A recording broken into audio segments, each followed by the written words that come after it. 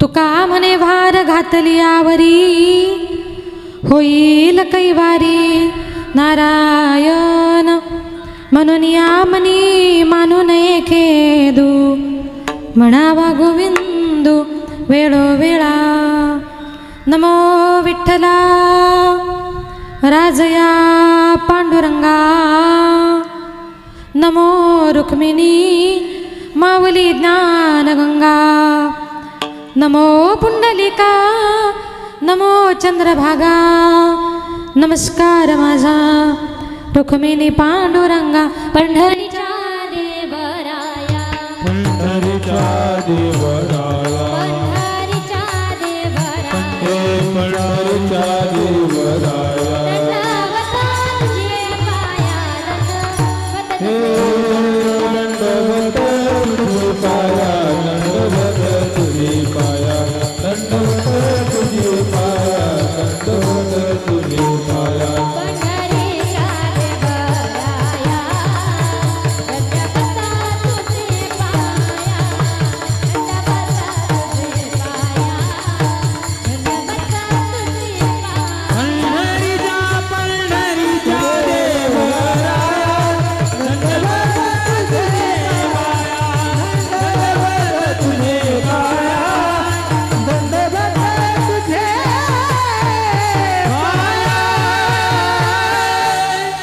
पंढरीच्या देवराया दंडवत तुझे पाया अलंकापुरी रम्य सिंहासनस्थं पदं भोजते जस्प्रदिक् प्रदेशं विधीन्द्रादिदेवाय सदास्तु यमानं समाधिस्थमूर्तिं भजे ज्ञानदेवं नमो ज्ञानेश्वरा नमो ज्ञानेश्वरा नमो ज्ञानेश्वरा नमो ज्ञानेश्वरा नमो ज्ञानेश्वरा नमो ज्ञानेश्वरा नमो ज्ञानेश्वरा नमो ज्ञानेश्वरा निवृत्ती उतारा सदा देवा निवृत्ती उतारा सदा निवृत्ती उतारा सदा देवा निवृत्ती उतारा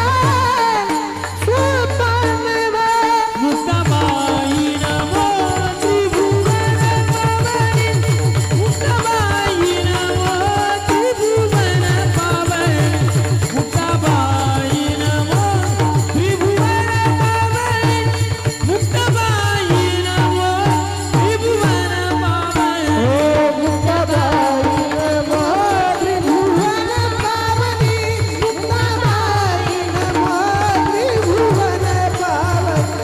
मुक्ताबाई नमो त्रिभुवन पावनी मुक्ताबाई नमो त्रिभुवन पावनी मुक्ताबाई ओम नमो ज्ञानेश्वरा करुणा करा दयाळा तुमचा अनुग्रह लादलो पावन झालो चराचरी मी कळा कुसरी काहीच नेने बोलतो वचन अति भाविका एका जनार्दनी तुमचा दास त्याच्याच पूर्वावी विठाल विठाल भोगतो न घडे संचिता वाचनी करावे ते म्हणी समाधान अभंगाला सुरुवात करण्यापूर्वी थोडासा परिहार द्यायचा होता असा आज या ठिकाणी स्वर्गवासी भिकाजी राणबा साणप यांच्या प्रथम पुण्यस्मरणाच्या निमित्ताने जो काही कीर्तनाचा कार्यक्रम आयोजित केला त्यांच्या पश्चामध्ये त्यांची मुलं असतील कचरू भिकाजी सानप संतोष कचरू सानप आणि त्यांचा संपूर्ण हा सानप परिवार या संपूर्ण छबराव भिकाजी सानप निवृत्ती म्हातार बाफड संतोष बाबूराव सानप त्यांचा संपूर्ण परिवार संपूर्ण परिवाराच्या वतीने आज या ठिकाणी हा कीर्तनाचा कार्यक्रम या ठिकाणी आयोजित केला माझे गुरुवर्य आदरणीय हरिभक्तपरायण विठ्ठल महाराज वागचौरे यांच्या गुरुकृपेने माझे वडील कैलासवासी भानुदास महाराज गजे यांच्या पवित्र स्मृतीला अभिवादन करून संत मंडळी वारकरी मंडळी महाराज मंडळी बसलेली तुम्ही सर्व श्रोते मंडळी सर्वांच्या चरणी एकदा नतमस्तक होऊन माझ्या कीर्तनरूपी सेवेला सुरुवात करते विठाल विठाल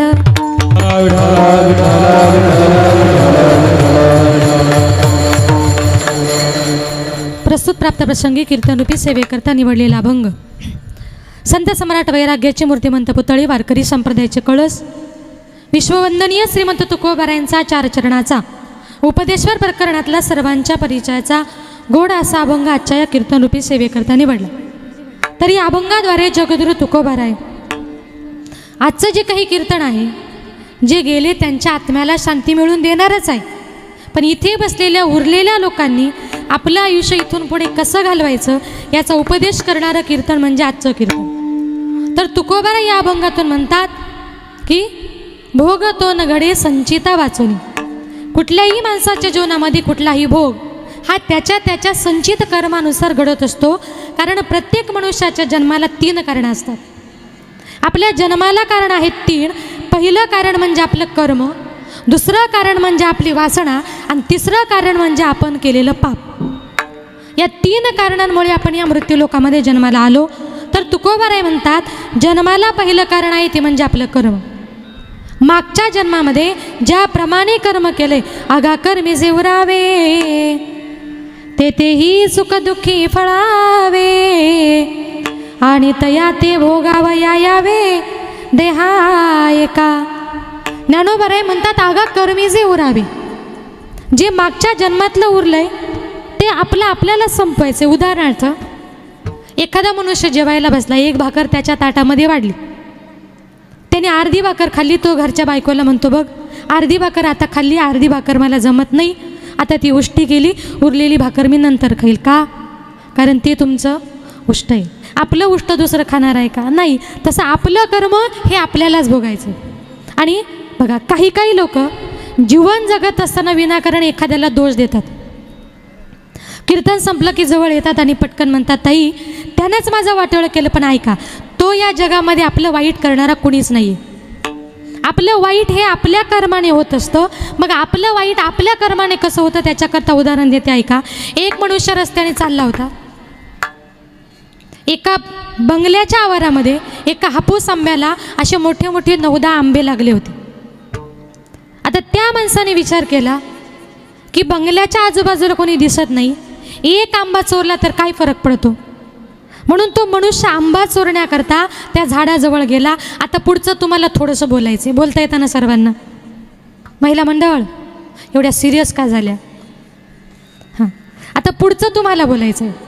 तो मनुष्य चालत आंब्याच्या झाडाजवळ गेला. आता पहिला प्रश्न असा, आंबा बघितला कोणी? मोठ्याने बोला ना. बघितला कोणी? डोळ्याने. चालत गेले, पाय तोडला, हाताने खाल्ला, तोंडाने चव घेतली, जिभेने गेला, पोटात तृप्त झालं, मन तृप्त झालं आणि म्हटलं वा आंबा किती गोड लागतोय. तेवढ्यात घर मालकाने बघितलं. घर मालक एवढी मोठी काठी घेऊन आला, त्याच्या पाठीमध्ये काठी मारली. काठी मारल्याबरोबर दुःख झालं मनाला, पण पाणी कुठून आलं? डोळ्यातून. कारण आंबा कोणी बघितला होता. म्हणून ज्याचं कर्म त्याला. इथून पुढे अजिबात कोणाला दोष द्यायचा. ज्याप्रमाणे तुम्ही कर्म केले त्याप्रमाणे ज्याचं त्याचं कर्म हे ज्याला त्याला भोगावं लागतं. आता जन्माला दुसरं कारण आहे ती म्हणजे आपली वासना. जन्म गेलेला देवासनेच्या संगे, जन्म गेलेला देवासनेच्या संगे, जन्म गेलेला देवासनेच्या संगे, जन्म गेलेला देवासनेच्या संगे, जन्म गेलेला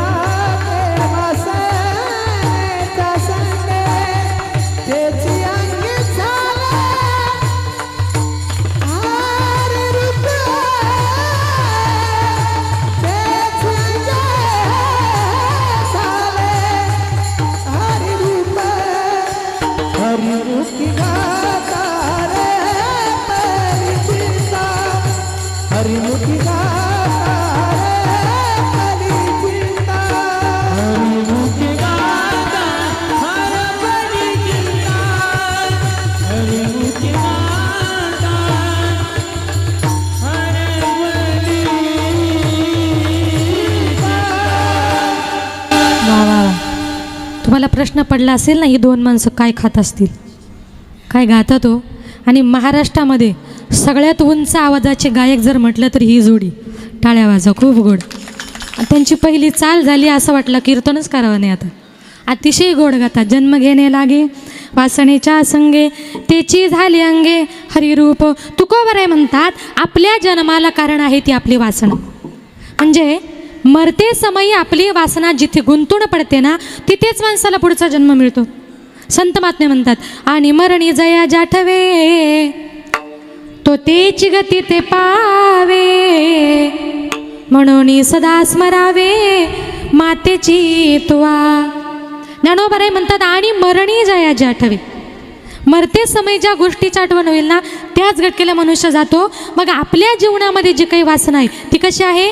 माझ्या नाथ बाबांनी तिचं गोड वर्णन केले. वासना वढाळ गाय गड्यानो वासना वढाळ वासना वडाळ गाय गड्यानो वासना वडाळ वासना वढाळ गाय गड्यानो वासना वढाळ हे वासना वडाळ गाय गड्यानो वासना वडाळ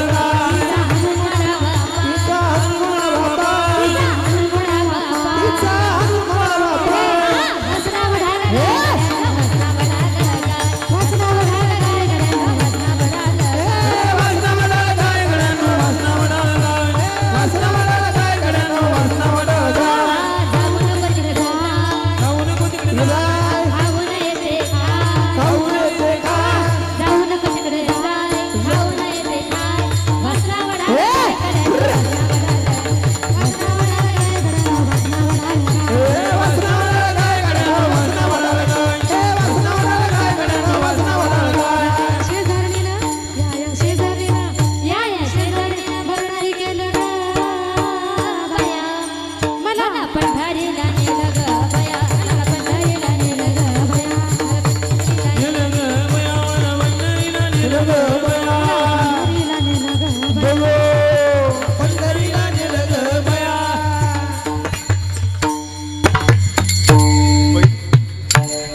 वा वा वा.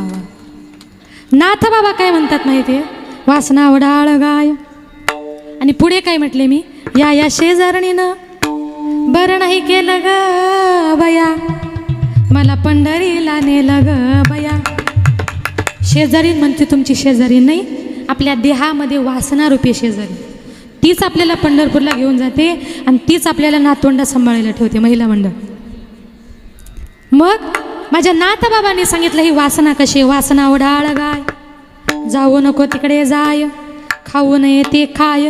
जिकडे जायचं नाही तिकडे माणसाला घेऊन जाते. जे खायचं नाही ते माणसाला खायला लावते. जे प्यायचं नाही पुरुष मंडळ गैरसमज करू नका पाण्याबद्दल बोलते मी. जे प्यायचं नाही ते माणसाला प्यायला लावते अशी ती वासना बरं का. मग संत महात्मे म्हणतात आता या वासनेला थांबवायचं आहे काय करावं लागेल तर त्याचं उत्तर नाथबाबांनी दिले. तिचा हाणून मोडावा पाय. काय म्हटले गाईचा पायच मोडून टाका. उदाहरणार्थ आता गाईचा पाय मोडायचा म्हणजे इथं कीर्तनातच ऐका नाही तर घरी जाऊन शेजारच्याची गाय जर तुमच्या शेतात आली तर तुम्ही तिचा पाय मोडाल ना माझं नाव सांगाल. ती वासनारूपी गाय म्हणजे कुठली आपल्या देहामध्ये जी वासनारूपी गाय आहे का. म्हणून संत महात्मे म्हणतात जन्माला कारण आहे ती वासना. आणि तिसरं म्हणजे जन्माला कारण आहे आपण केलेलं पाप. मागच्या जन्मामध्ये ज्याप्रमाणे पाप केलंय ते पाप फेडण्याकरता आपण या मृत्यूलोकात जन्माला आलोत. मग पाप फेडायचंय पुण्य कमवायचंय काय करावं लागेल तर सोपा उपाय हरिमुखे म्हणा हरिमुखे म्हणा पुण्याची गणना कोण करी. म्हणून तुकोबाराय म्हणतात कितीही दुःख जरी आपल्या वाट्याला आलं तरी काय करायचं माहिती आहे कुठलाही भोग किंवा कुठलंही कर्म हे आपल्या संचितानुसार आपल्या वाट्याला येत असतो. अभंगाचे प्रथम चरण. भोगतोन घडे संचिता वाचोनी भोगतोन घडे संचिता वाचोनी भोगतोन घडे संचिता वाचोनी भोगतोन घडे संचिता वाचोनी भोगतोन घडे संचिता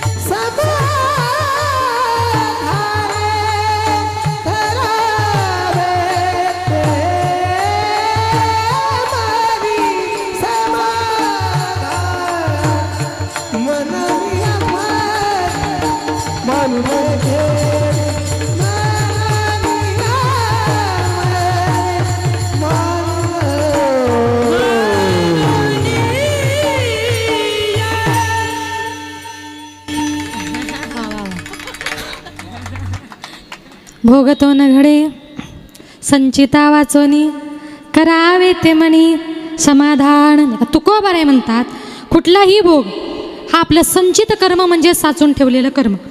कर्मानुसार माणसाला ज्याची त्याची जागाही मिळत असते. एक सुंदर उदाहरण सांगते, प्रत्येकानं लक्षपूर्वक ऐका आणि प्रत्येकाच्या जीवनामध्ये ते कामी येणार.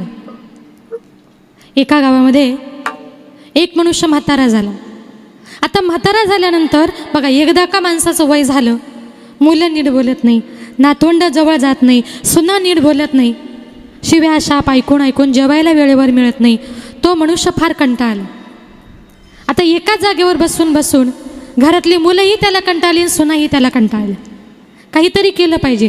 ती सुनबाई आपल्या नवऱ्याच्या जवळ गेली आणि म्हणते, अहो तुमच्या बाबांचं इतकं वय झालं, हा म्हातारा दिवसभर घरात बसून राहतो, याला कुठेतरी वृद्धाश्रमात पोहोचून या.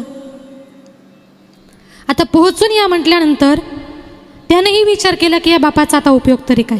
पण विचार करा रे, ज्या बापाने हाडाची काढ करून आपल्याला लहानाचं मोठं केलं, त्या बापाला आपण वृद्धाश्रमामध्ये पोहोचवण्याचा विचार करतो. किती पुण्य केले असेल हो त्यांच्या मुलांनी, किती पुण्य केलं असेल. त्या मुलाने ठरवलं, म्हटले बापाला वृद्धाश्रमामध्ये पोहोचवायचं. बापाच्या बॅगा वगैरे भरल्या आणि तो मुलगा बाबाला सोडण्याकरता वृद्धाश्रमात गेला. आता बाबाला सोडण्याकरता वृद्धाश्रमात गेला, बाबाला वृद्धाश्रमामध्ये त्याने सोडलं, पण मुलगा घरी यायच्या अगोदर बाबा परत घरी हजर. बघा, म्हातारी माणसं आणि मांजर कुठेही नेऊन सोडा, ती सगळ्यांच्या अगोदर पुढेच घरी येतात. मी म्हाताऱ्या माणसाची टिंगल करत नाही, त्यांची स्मरणशक्ती सांगते. त्यांची स्मरणशक्ती इतकी प्रबळ असते की ते आपल्या घरी बरोबर येत असतात. एका माणसाने मांजर पाळलं होतं, मांजर. ते मांजर म्हातारं झालं. मांजर म्हातारं झालं, त्याने विचार केला याला आयुष्यभर आपण प्रेमाने सांभाळलं, हे आपल्यासमोर जर मेलं तर मला वाईट वाटेल. म्हटलं त्याला जंगलात सोडून येऊया. म्हणून त्या माणसाने ते मांजर पोत्यामध्ये घातलं, पॅक बांधलं, सायकलवर गेला आणि त्याला जंगलामध्ये सोडून दिलं. इतक्या जंगलामध्ये गेला की तो मनुष्य रस्ताच विसरला. ते मांजर त्याच्या पुढे पळत सुटलं, त्यानं त्याला रस्ता दाखवला. बरोबर ना? इतकी माणसांची स्मरणशक्ती असते. ते बाबा परत घरी आले. बाबा परत घरी आले, सुनबाईनं मुलाने विचार केला की अरे काल याला वृद्धाश्रमात सोडलं आणि आज बाबा परत घरी आले. म्हटले आता काय करायचं. म्हटले काशीला जातो आणि बापाला म्हणे गंगेतच ढकलून देतो. सुनबाई म्हटली काय नवरा, म्हटली मी मार्गशीर्ष महिन्यातले गुरुवार केले, त्याचंच फळ आहे. किती चांगली बुद्धी दिली म्हणे तुम्ही देवी मातेने तुम्हाला. आत्ताच जा म्हटली, आजच जा आणि तुमच्या बापाला म्हटली गंगेत ढकलून या. तोही गेला बापाच्या जवळ. म्हटला बाबा तुमचं आता वय झालं, इतक्या वर्ष आपण कधी काशीला गेलो नाही, माझी अशी इच्छा आहे आपण एकदा काशीचं दर्शन करून येऊ. ठीक आहे चला म्हटलं. निघाले दोघेजण रेल्वेने गेले. मध्यरात्री 2 वाजता दोघेजण काशीला पोहोचले. मुलाने सांगितलं बाळा आता थोडासा आराम करू, सकाळी उठलो की मग गंगेचं स्नान करू, काशी विश्वेश्वराचं दर्शन घेऊ आणि परत तरी रेल्वेने घरी. तो म्हटला बाबा तुम्हाला ढकलायला आलोय, परत न्यायला. मनातल्या मनात पण याने विचार केला उद्या सकाळी जर लोकांनी ढकलताना बघितलं कुणीतरी बाबाला वाचवेल. तो म्हटला बाबा काशीचं महत्त्व असं आहे, जेव्हा आपण रात्री येणार तेव्हा रात्री गंगेमध्ये स्नान करायचं आणि त्याच रात्री काशी विश्वेश्वराचं दर्शन घ्यायचं. कारण रात्री जर ढकललं तर बापाला कोणी वाचवणार नाही. ठीक आहे बाबा म्हटले. दोघेजण गंगेच्या पाण्यामध्ये गेले. बाबा म्हटले बाळा माझं वय झाले, नको रे बाबा एवढ्या पाण्यात. नाही बाबा शास्त्र आहे म्हणे, नाभीपर्यंत आल्याशिवाय गंगेच्या स्नानाचं पुण्य माणसाला भेटत नाही. उतरले बाबा पाण्यात. अगदी नाभीपर्यंत पाणी आलं. बाबाला अजून पुढं पुढे नेलं, गळ्यापर्यंत पाणी आलं आणि त्या बाबाने सांगितलं बाळा मारायला आलास का गंगेचं दर्शन घ्यायला आलास. त्याने सांगितलं बाबा गळ्यापर्यंत पाणी आलंय, आम्ही तुम्हाला इतकं कंटाळलोय का मी तुम्हाला आज गंगेत ढकलण्याकरता आलोय. आता बाबा मी तुम्हाला ढकलून देणार. बाबाने सांगितलं जा रे, तुम्ही लोक घरी कोणी विचारत नाही, तुझी बायको विचारत नाही, मुलं विचारत नाही, तूही विचारत नाही. तुमचे शिव्या खाण्यापेक्षा गंगेमध्ये मेलो तर मोक्ष तरी मिळेल, मग कशाला घाबरता. बाबाने सांगितलं तुम्हाला ढकलतोस ना, पण इथे नको ढकलू, थोडासा वरच्या बाजूला ढकल. मुलाने सांगितलं असं का, तुला काय करायचं आहे, इथं नको, तुला ढकलायचंच आहे ना, मला इथे नको ढकलू, थोडंसं वरच्या बाजूला ढकल. त्या मुलानं सांगितलं का बाबा, त्यानं सांगितलं अरे बाबा मी माझ्या बापाला इथंच ढकललं होतं. ज्याचं कर्म भोगतो न घडे, ज्याप्रमाणे आपण कर्म केलं त्याप्रमाणे संत महात्मे म्हणतात तुम्हाला ते भोगावं लागणार, म्हणून असं काहीतरी करा. ऐसी या साधन करा काही ऐसिया सादर करावाई. ऐसिया सादर करावाई. ऐसिया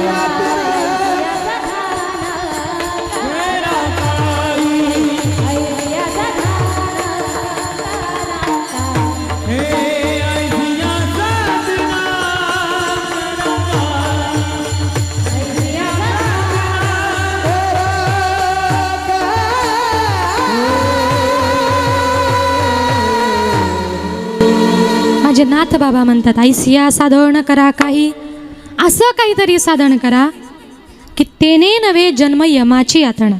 स्वर्गामध्ये गेल्यानंतर तुम्हाला यमाच्या यातना सहन कराव्या लागणार नाही, असं काहीतरी कर्म करा. म्हणून तुकोबाराय म्हणतात आपण या मृत्यू लोकामध्ये जन्माला आलोय ना, हा मनुष्य जन्म असा आहे की इथे आपण जन्माला आलो ना तर प्रत्येकाला हा मृत्यूलोक सोडून एक ना एक दिवस जायचं आहे. काही काही लोक मरणाकरता प्रयत्न करतात, पण देवाच्या घरचा न्याय असा आहे ज्याला मरायची इच्छा आहे ना त्याला परमेश्वर कधीच मरू देत नाही, आणि ज्याला जगायची इच्छा आहे त्याला परमेश्वर जगू देत नाही. बघा एक मनुष्य संसाराला फार कंटाळला, त्याने विचार केला, म्हटलं दुःखरूपी जीवन जगण्यापेक्षा मेलेलं बरं. त्याच्या लक्षात आलं इथून जर म्हटलं आपण नाशिक रोडला जर गेलो आणि नाशिक रोडच्या उड्डाण पुलावरून जर खाडी उडी मारली तर म्हटलं एका झटक्यात माणसाचा जीव जाणार.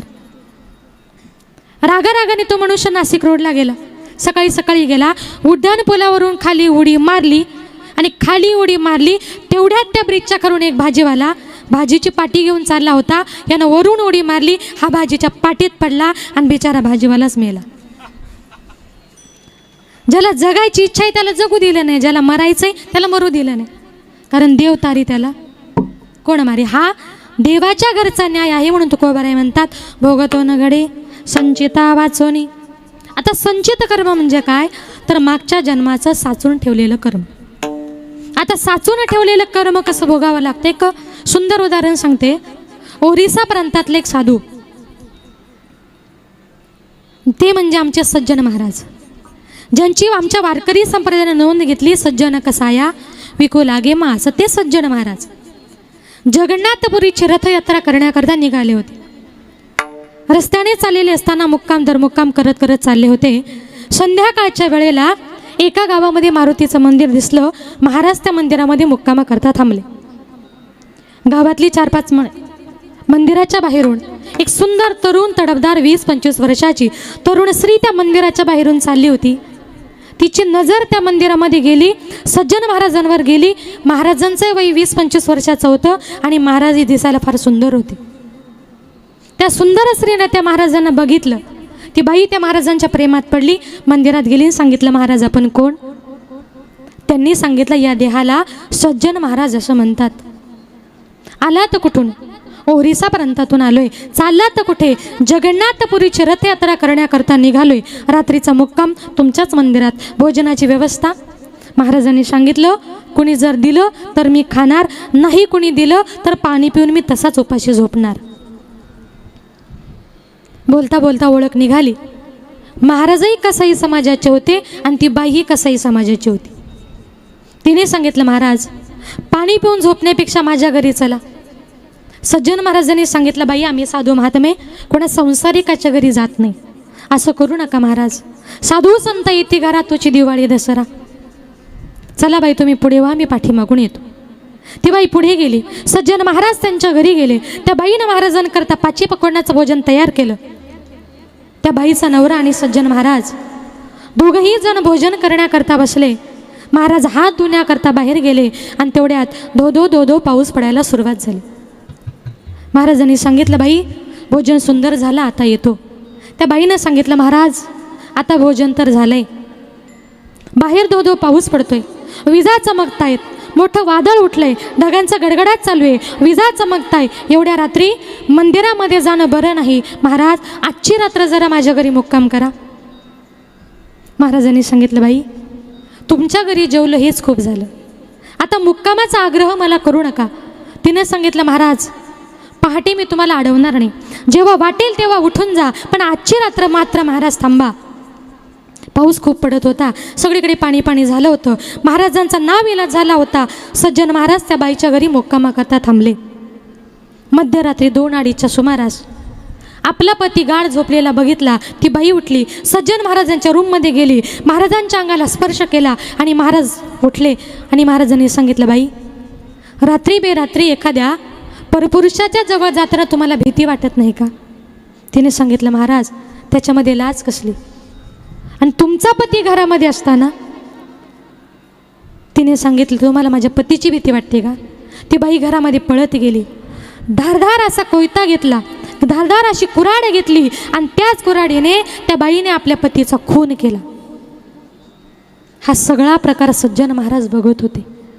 एक कामातूर झालेली स्त्री आपल्या नवऱ्याला जर मारू शकते, आता ही माझं काय करेल, माझं काही खरं नाही. महाराजांनी जीव मुठीत धरला, खिडकीतून उडी मारली आणि जीव मुठीमध्ये घेऊन महाराज जीवाच्या आकांताने पळू लागले. त्या बाईनं विचार केला की अरे, महाराजांकरता ज्या नवऱ्याला मारलं तो नवराही मेला आणि ते महाराजही पळाले, आणि या महाराजांना उद्या गावात जर जाऊन सांगितलं का हिने हिच्या नवऱ्याचा खून केला, मला हे सगळं सोडून जेलमध्ये जावं लागेल. त्या बाईनं डाव पलटला. मध्यरात्रीच्या सुमारास ती बाई धावत पळत बाहेर आली, मोठमोठ्याने आरडाओरडा केला, धावा, पळा, वाचवा. सगळी गावकरी मंडळी पळत आली. काय झालं बाई? तिने सांगितलं, कोणी एक साधू महात्मा आपल्या मंदिरात आला होता, मला वाटलं चांगला असेल, त्याला मी घरी नेलं, पाची पकवानाचं भोजन खायला घातलं, त्याला झोपायला जागा दिली, आणि रात्रीच्या वेळेला माझा पती गाढ झोपेमध्ये असताना या महाराजानं माझ्या पतीचा खून केला. तुम्ही कीर्तन ऐकलं ना, खून कोणी केला होता? महिला मंडळ, तिनेच. आळ आणला महाराजांवर. हे ऐकून गावकऱ्यांच्या तळपायाच्या मस्तकात गेली. गावकरी महाराजांच्या पाठीमागे पळू लागले. सगळा गाव पळत होता. एकटे महाराज काय करणार होते हो? गावाच्या बाहेर महाराजांना पकडलं, धरून बांधून मारुतीच्या मंदिरासमोर आणलं. त्या बाईला तिथे हजर केलं. सांगा बाई, या महाराजांचं काय करू? याला मारू का जिवंत सोडू? त्या बाईनं सांगितलं, त्या महाराजाला मारूही नका आणि त्याला जिवंतही सोडू नका, तुम्ही म्हणाल तसं बाई. त्या बाईनं सांगितलं, ज्या हाताने या महाराजानं माझ्या पतीचा खून केला, ज्या हाताने या महाराजानं माझी आबरू लुटली, या महाराजाचे दोन्ही हात तोडून टाका. त्या बाईच्या सांगण्यानुसार गावकऱ्यांनी सज्जन महाराजांचे दोन्ही हात तोडले. चुकीची शिक्षा दिली, महाराजांना सोडून दिलं. पुढे महाराज निघाले, जगन्नाथपुरीला जाऊन पोचले. जगन्नाथाच्या चरणावर आपलं मस्तक टेकवलं, हंबरडा फोडला, सांगितलं, जगन्नाथा अरे माझी काय चुकी होती रे? माझा मी तुझ्या यात्रेला निघालो होतो, मंदिरामध्ये ती कोणी स्त्री आली, तिने स्वतः मला तिच्या घरी नेलं, पाची पकवानाचं भोजन खायला घातलं, तिने माझ्यावर जबरदस्ती करण्याचा प्रयत्न केला, तिने तिच्या पतीचा खून केला आणि सगळा माझ्यावर